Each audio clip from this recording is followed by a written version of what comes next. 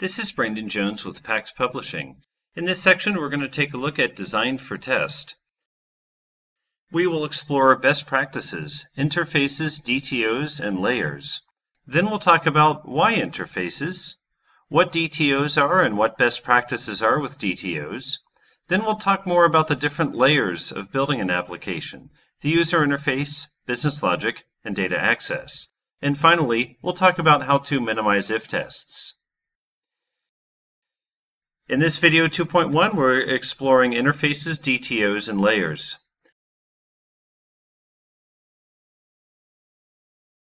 First of all, what are object-oriented design best practices? First, we have to think about a class, what a class is, because classes are what we make objects out of. So a class is essentially a noun. Think of something like a car. And then a variable is an adjective, or something that describes that class. So it's make, model, year, color. These are all adjectives, and these are variables that would be found inside of the class called car. Now the things that a car can do, like move, stop, and turn, things that are verbs, are methods. So a class is a noun. It's made of variables and methods. We create an object from a class, and we can create multiple objects from a class. In other words, if you're looking for your car in a parking lot, you might be looking for a blue Dodge Neon in a parking lot, and there could be 5 Dodge Neons in the parking lot. The parking lot might have 50 cars. Each of those 50 cars is an object of a type car. A neon is a more specific object of a type car. So if you need to identify your Dodge Neon compared to somebody else's, you'll go by attributes that you know your car has. It's blue, maybe it's 1998, maybe it has 4 doors. These are different attributes that you use to identify your car object as opposed to other car objects. Now, a good principle with object-oriented design is that each class should do one thing and do it well. We want to avoid very long classes. Very long classes are harder to test and they're very hard to reuse.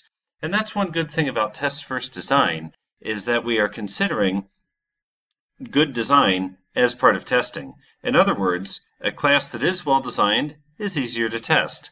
A class that is poorly designed is harder to test.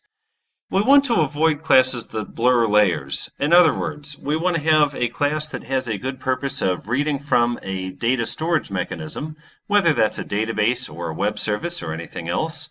And then we want to have another class that aggregates data together and makes business decisions on those data, in other words, business rules and the like. And then we want to have classes that serve the user interface. We don't want to blur these lines and have a class that makes a user interface and talks to a data persistence layer, because that's harder to reuse, as we need to have another user interface layer that also needs to speak to that same persistence layer.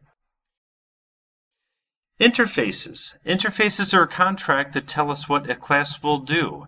An interface is essentially a collection of method signatures, not implementations of methods, but just the signatures. The advantage of an interface is that it can be implemented by multiple classes. So you can create this contract and you can implement it in different ways.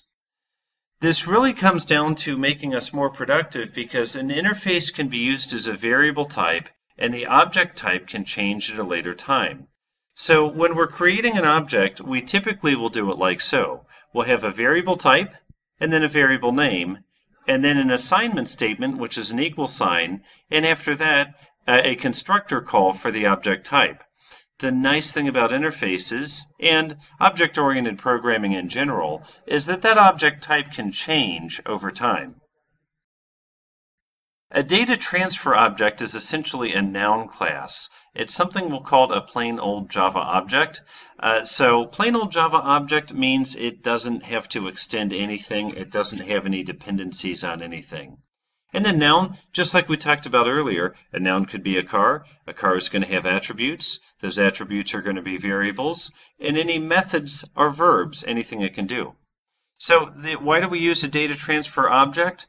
Because as we have these layers of DAO, business logic, and user interface, we need a way to transfer knowledge from one to the other in an independent manner. And that's where a data transfer object comes in handy. So the traditional layers that we have, first of all, we'll have some persistence or some kind of data store. Could be a database, could be web service, JSON. Then we will have a series of data access objects that are specific to entities in that persistent store. So we might have a plant table or a plant JSON feed. We might have a specimen table or a specimen JSON feed. And finally a user table or a user JSON feed. And we'll have a data access object for each of those entities.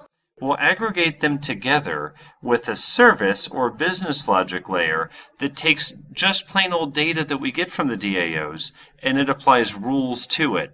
For example, can we check out more than 5 books? Can we check in a book that's not been checked out? Can we check in a book twice?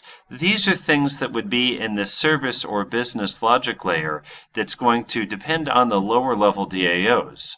The nice thing about having them split up this way is that we can reuse those DAO concepts across different service layers, and additionally, the service layer serves to aggregate everything together into one unit.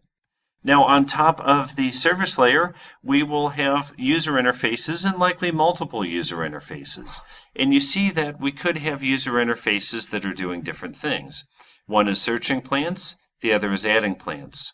They're going to talk to the service layer will talk to the data access layers, and then the data access layers to the persistence layers.